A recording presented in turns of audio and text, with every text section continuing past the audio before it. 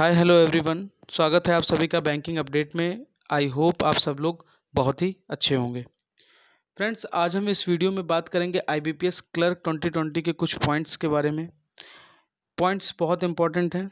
सबसे पहला पॉइंट जो होगा हमारा फ्रेशर्स के लिए होगा।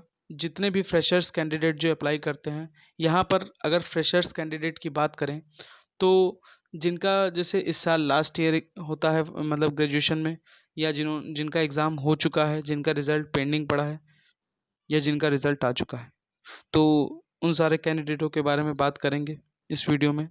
सेकंड पॉइंट, हमारा हेल्थ मिनिस्ट्री की तरफ से जो है गाइडलाइन जारी की गई है हम लोगों के लिए, वो भी बहुत ही इंपॉर्टेंट है, उसके पर्पज़ से भी हम लोग बात करेंगे।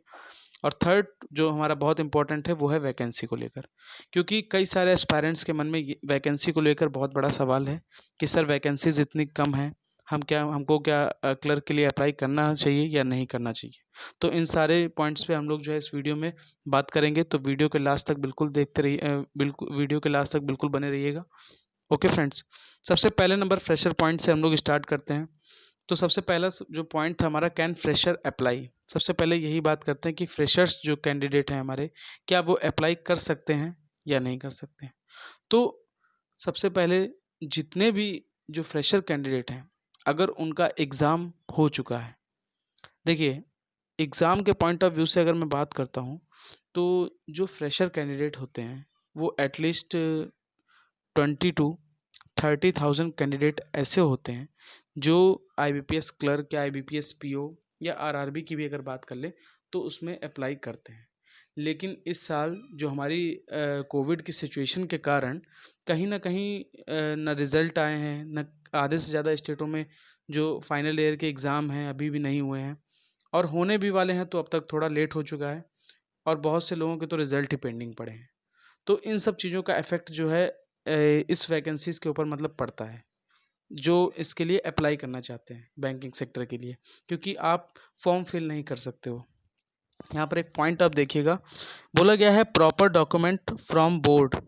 ठीक है, proper document from board university for having declare the result on before 23 September. ठीक है, 23 September has to be submitted at the time of joining. अब आप इस चीज़ को यहाँ पर देख लीजिए, जैसे ऊपर वाला ही पॉइंट है तो यहाँ पर भी ये बोला गया है कि जो डॉक्यूमेंट्स है जो यूनिवर्सिटी या इंस्टीट्यूट के द्वारा जो हैं, ऑल एजुकेशनल क्वालिफिकेशन जितने भी मतलब डॉक्यूमेंट्स हैं, ये भी आपके 23 सितंबर से पहले ही होने चाहिए। मीन्स मतलब ये है कि अगर आपने ग्रेजुएशन किया है, ठीक है, तो 23 सितंबर से पहले या तो आपका रिजल्ट आ चुका हो, आ जाना चाहिए 23 सितंबर 2020 की। यहाँ पर ईयर भी मेंशन है, तो ईयर की भी बिल्कुल प्रॉपर तरीके से बात करी गई है। ठीक है, यानी 23 हमारी लास्ट डेट है, तो उससे पहले आपके जो डॉक्यूमेंट्स अगर होंगे उसकी डेट से पहले, तो बहुत अच्छा है कि आप अप्लाई कर पाओगे आईबीपीएस क्लर्क के लिए, वरना आप नहीं अप्लाई कर पाओगे। क्योंकि अगर बात करें तो इस साल कहीं ना कहीं नोटिफिकेशन भी 1.5 हफ्ते पहले आ चुकी है, तो इसका भी इफेक्ट पड़ा है। लेकिन आईबीपीएस पीओ की नोटिफिकेशन भी ऑलरेडी निकल चुकी है, आरआरबीज की भी निकल चुकी थी, और तब तक कई जगहों के जो रिज़ल्ट हैं स्टेट जो यूनिवर्सिटीज़ के वो भी नहीं आए थे, ना आधे से ज़्यादा जगहों के जो फाइनल ईयर के एग्ज़ाम है वो भी नहीं हुए थे। तो इन सब चीज़ों का जो है फ्रेशर के ऊपर इफेक्ट पड़ेगा, तो फ्रेशर जो है इस चीज़ के लिए अप्लाई नहीं कर पाएगा। अगर आपका जो है 23 सितंबर के पहले के अगर जो डॉक्यूमेंट्स अगर आप उससे पहले क्वालिफाई कर चुके हैं, तो रिज़ल्ट आ चुका है आपको, तो बिल्कुल आप आईबीपीएस क्लर्क में अप्लाई कर सकते हैं। सेकंड हमारा जो पॉइंट है, अब उसकी बात करते हैं। तो ये पॉइंट से पहले मैं ज़रा एक चीज़ आपको बताना चाहता हूँ कि जब आईबीपीएस क्लर्क की नोटिफिकेशन आई थी, तो यहाँ पर एक पॉइंट है, इसको बहुत ध्यान से देखिएगा। यहाँ पर एक चीज़ बोली गई है, कैंडिडेट मस्ट, ये चीज़ मैं बता रहा हूँ, candidate must moderate high risk status on Aarogya Setu will not be allowed entry. ठीक है, यहाँ पर एक चीज़ को समझ लीजिए, जब जो हमारी आईबीपीएस क्लर्क की नोटिफिकेशन है वो 1 सितंबर को रिलीज़ हुई थी, और साफ साफ बोला गया था कि अगर कैंडिडेट जो हाई रिस्क, मतलब क्या, जैसे जिसका टेम्परेचर जो एक मिनिमम टेम्परेचर होगा, ठीक है, 99 समथिंग बोला गया है, 99 से अगर आपका ऊपर टेम्परेचर जाता है तो आप एक हाई रिस्क पर हो। और अगर आरोग्य सेतु ऐप जो आपका है अगर वो उस चीज़ को दिखा रहा है, तो आप जो है एग्ज़ाम हॉल, मतलब एग्ज़ाम वेन्यू में, मतलब जो आप मेन्यू है वहाँ पर भी आप एंटर नहीं कर पाओगे। ठीक है, एग्ज़ाम हॉल तो बहुत दूर की बात है, आप एग्ज़ाम के लिए अपीयर ही नहीं कर पाओगे। ये आईबीपीएस क्लर्क की जब नोटिफ़िकेशन आई थी 1 सितंबर को, तो इन्होंने साफ तौर पर सीधे-सीधे इंस्ट्रक्शन दे दिए थे, ठीक है। आरआरबीज़ की बात करें तो आरआरबीज़ में भी यही इंस्ट्रक्शन थे कोविड-19 के कारण। लेकिन कल जो 2 सितंबर को कल जो गाइडलाइन आई है हेल्थ मिनिस्ट्री की तरफ से, उसमें कुछ पॉइंट हैं जिसने जो है हम लोगों को थोड़ा-सा कहीं न कहीं राहत दी है। तो सबसे पहले उन पॉइंट के बारे में बात करेंगे। देखिए, SOP to be followed in a case of suspect case or person who develops symptoms during the conduct of examination। देखिए, इन्होंने क्या-क्या मतलब कुछ पॉइंट्स हैं जो बताए हैं। सबसे पहले उनके बारे में बात करते हैं। सबसे पहला बोला गया है कि place the ill person in a room और area where they are isolate from other. इस पॉइंट की अगर मैं बात करूं, देखिए जो कल गाइडलाइन हेल्थ मिनिस्ट्री की तरफ से एग्जामिनेशन को लेकर जारी की गई है, उसमें इन्होंने ये बोल दिया है कि अब अगर कोई भी पर्सन, ठीक है, जिसको मतलब सपोज कर लीजिए कि जो अगर कोविड-19 मतलब नहीं है, मतलब अगर उसकी बात करें तो ऐसे उसके अंदर लक्षण क्या है, कोई ऐसा पर्सन जिसके अंदर सिम्टम्स दिखाई दे रहे हैं लाइक फीवर, या उसको छींकें आ रही हैं, जैसे उसको कफ है या कोल्ड है, ठीक है, अच्छा फ़ील नहीं कर पा रहा है मतलब अंदर से, तो ऐसे लोगों के लिए क्या है, अब अगर वो एग्ज़ाम देना चाहते हैं, देखिए पहले क्या था, पहले तो जो नोटिफ़िकेशन निकली थी क्लर्क की, उसमें पहले यही कह दिया गया था कि आप जो है एग्ज़ामिनेशन, मतलब उन्होंने सीधे कह दिया था कि अगर आप हाई रिस्क पर हो, तो आप एग्ज़ामिनेशन नहीं दे पाओगे। लेकिन जो कल की गाइडलाइन है, उसमें ये बोला गया कि अगर वो बंदा जो मतलब जिसको मतलब फ़ील अच्छा नहीं आ रहा है, प्रॉब्लम में लग रहा है, फ़ीवर है या मतलब छींकें आ रही हैं या कुछ प्रॉब्लम है उसको, तो अगर वो तब भी अगर वो एग्ज़ाम देना चाहता है, ठीक है, तो उसे वापस नहीं भेजा जाएगा। ये जो गाइडलाइन है कल हेल्थ मिनिस्ट्री की तरफ से जारी कर दी गई है, और इसमें पहला पॉइंट ये बोला गया है कि place the ill person in a room और area where they are isolate from other. ठीक है, जिसको भी सिम्टम्स हैं, उसे एक ऐसे एरिया में, मतलब ऐसे एरिया में बैठाला जाएगा जहाँ पर मतलब ऐसे एरिया में बैठाल के एग्ज़ाम दिलाया जाएगा जहाँ पर वो अदर, मतलब जो कॉमन रूम में जहाँ सब लोग बैठे होंगे, वहाँ से वो अलग बैठ के एग्ज़ाम में अपीयर होगा। ठीक है? पर उसके बाद क्या है कि जो हमारा सेकंड पॉइंट बोला गया है, सेकंड पॉइंट हमारा ये कहता है, the person will remain isolate while wearing a mask face cover, ठीक है, till such time he she examined bye a doctor. देखिए, एक पर्सन जो एग्ज़ाम दे रहा है, उसको बाद में जो है, जब एग्ज़ाम वो दे चुका होगा, उसके बाद क्या है कि उसको जो है एग्ज़ामिन करेंगे, और एग्ज़ामिन कौन करेगा, एग्ज़ामिन बाय अ डॉक्टर भी हो सकता है, या जो नर्सिंग स्टाफ होता है वहाँ वो भी हो सकता है, ठीक है? तो किसी न किसी प्रकार के जो है उसको एग्ज़ामिन किया जाएगा, उसके बाद ही उसको जो है छोड़ा जाएगा। थर्ड पॉइंट की बात करें तो थर्ड पॉइंट कह रहा है the एग्ज़ामिनीज़ exhibiting the examinees exhibiting symptoms and willing to give the examination may be allowed to take examination by shifting the candidate to a separate isolation room।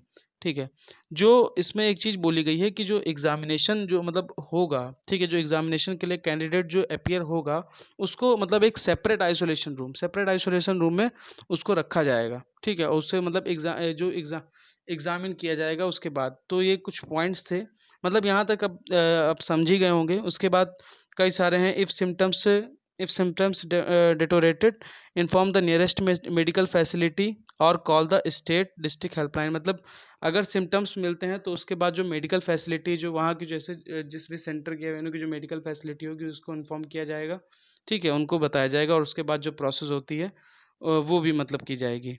उसके बाद ये चौथा पॉइंट है, और अगर सॉरी पाँचवा पॉइंट, चौथा पॉइंट हो गया, और छठे पॉइंट में अगर बात करें तो disinfection of the premises to be taken up if the person is a found positive. अगर कोई भी कैंडिडेट है, अगर वो पॉजिटिव पाया जाएगा, तो क्या है कि कहीं ना कहीं जो कोविड-19 की जो मतलब जो प्रोसेस होती है, उसको जो है अप्लाई किया जाएगा। तो इन सब चीज़ों का मतलब, अब आप यहाँ पर एक चीज़ तो आप लोगों को बिल्कुल, जिन कई लोगों के मन में सवाल था कि सर अगर हम मतलब पॉजिटिव, क्योंकि आरआरबी के रिगार्डिंग अभी कई लोगों ने कॉल सेंटर में फ़ोन किया था और वहाँ पर पूछा था कि सर अगर हम कोविड-19 पॉजिटिव हैं, तो क्या हम एग्ज़ाम के लिए अपीयर हो पाएँगे या नहीं हो पाएँगे? लेकिन वहाँ से जवाब यही आया था कि नहीं, आप अपीयर नहीं हो पाएँगे। लेकिन कल जब 2 सितंबर को ये हो हेल्थ मिनिस्ट्री की तरफ से जो गाइडलाइन जारी हुई है, उसने हम लोगों को बहुत बड़ी राहत दी है। अब जो कैंडिडेट अगर उसके अंदर किसी प्रकार के अगर सिम्पटम्स होते भी हैं, और अगर उसका मन है, क्योंकि अगर उसका अगर मन है एग्ज़ाम देने का, अगर वो मतलब अपीयर होना चाहता है, ठीक है? तो वो बिल्कुल उसके लिए अलग व्यवस्था करी गई है, आइसोलेट अलग रूम होगा जहाँ पर वो जो कैंडिडेट कॉमन कैंडिडेट एग्ज़ाम दे रहे हैं उनसे अलग होके वो अपना एग्ज़ाम के लिए अपीयर होगा। ओके फ्रेंड्स, उम्मीद करते हैं कि आपको ये पॉइंट समझ में आए होंगे। अब बात करते हैं कि जो हमारी वैकेंसीज़ हैं, देखिए सबसे बड़ा सवाल है कई जब आईबीपीएस क्लर्क की नोटिफिकेशन आई तो कई सारे एस्पायरेंट्स ऐसे थे जिन्होंने जो वैकेंसीज को देखकर जो है डिमोटिवेट हो गए थे। लेकिन मैं आपको कुछ चीज़ें बताना चाहता हूँ। अगर हम इस साल की बात करें तो हमारे पास अभी तक जो मतलब नोटिफिकेशन जारी हुआ है उसके हिसाब से 1500 प्लस वैकेंसीज हैं। ठीक है। अब आप सब जानते हैं कि पहले जो बैंक्स थी वो मर्जर हुई हैं, 6 बैंक की जो है पूरी मर्जर हुई हैं। तो कहीं न कहीं जो जो नोटिफ़िकेशन आई है उसमें आधे से ज़्यादा बैंकों ने तो नॉट रिपोर्टेड दे रखा है, ठीक है? और आधे से ज़्यादा बैंकों में निल यानी मतलब वैकेंसी ही नहीं है। लेकिन नॉट रिपोर्टेड वाले अभी तो लास्ट तक वैकेंसी देंगे। अगर मैं लास्ट ईयर की बात करूँ, तो लास्ट ईयर में जब वैकेंसीज़ फाइनल हुई थी, जब तक फाइनल प्रोसेस होते-होते जो है हमारी वैकेंसीज़ 12,000 प्लस हो गई थी। 12,000 प्लस वैकेंसीज़ हमारी लास्ट ईयर की अगर मैं बात करता हूँ, तो 12,000 प्लस वैकेंसीज़ मेरी पहुँच गई थी हम लोगों की, ठीक है? और बाद में अप्रैल तक जो प्रोसेस पूरी फाइनल क्योंकि इस साल थोड़ा लेट रिज़ल्ट आया, तो अब तक फाइनल होते-होते जो है वैकेंसीज़ 14,000 के आस-पास पहुँच चुकी थी। ये लास्ट ईयर का मैं आपको बता रहा हूँ। और इस साल की अगर मैं आपको बात बताऊँ, तो अभी आधे से ज़्यादा वैकेंसियों ने जो है नॉट रिपोर्टेड करके रखा है। 6 बैंकें हैं जो मर्जर हुआ है जिनका। तो मर्जर हुआ है उसके बाद वैकेंसीज़ को अभी टाइम नहीं मिल पाया है अपनी रिपोर्ट देने का। लेकिन आप पेशेंस रखिए। जब तक देखिए मैंने आपको इससे पहले भी जो आईबीपीएस पीओ की भी वैकेंसीज़ आई थी उसमें भी लोग डिमोटिवेट हो गए थे। लेकिन आईबीपीएस की नोटिफ़िकेशन के अगले ही दिन जो बैंक ऑफ महाराष्ट्र एग्ज़ैक्ट मुझको नहीं मालूम है, शायद बैंक ऑफ महाराष्ट्र थी जिसने जो है अपनी वैकेंसीज़ को इंक्रीज़ कर दिया था। ठीक है, फिर एक नई नोटिफ़िकेशन आ गई थी।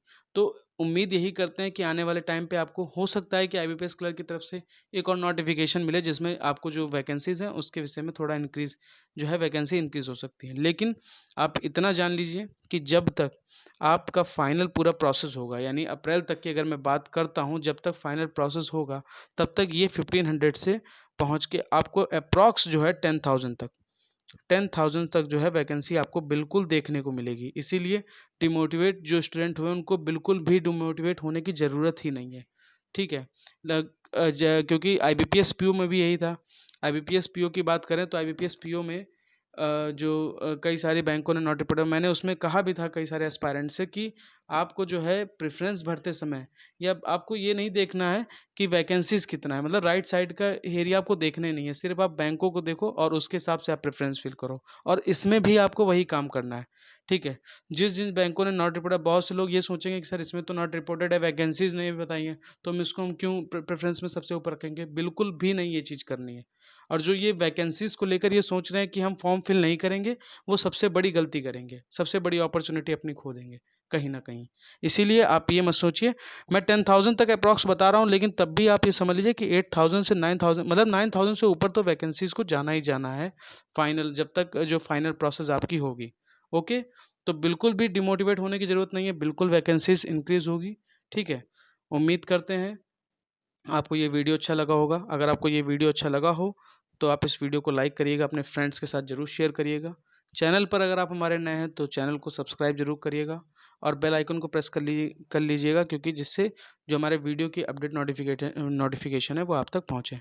किसी भी प्रकार का सुझाव या आप हमसे बात करना चाहते हैं या किसी प्रकार की हेल्प या कमेंट सेक्शन में अगर यूट्यूब के आप कमेंट सेक्शन में हमको बता सकते हैं या आप हमको टेलीग्राम पे जाके फॉलो करके वहाँ पर भी मैसेज कर सकते हैं। टेलीग्राम पे जाने के लिए आपको बैंकिंग अपडेट वाईटी सर्च करना पड़ेगा टेलीग्राम पे। वहाँ से आपको बैंकिंग अपडेट का इंटरफेस मिल जाएगा और वहाँ से आप हमको फॉलो कर सकते हैं। ओके फ्रेंड्स, तो मिलते हैं फिर हम लोग नेक्स्ट वीडियो में। पढ़ाई करते रहिए, अपना ध्यान रखिए।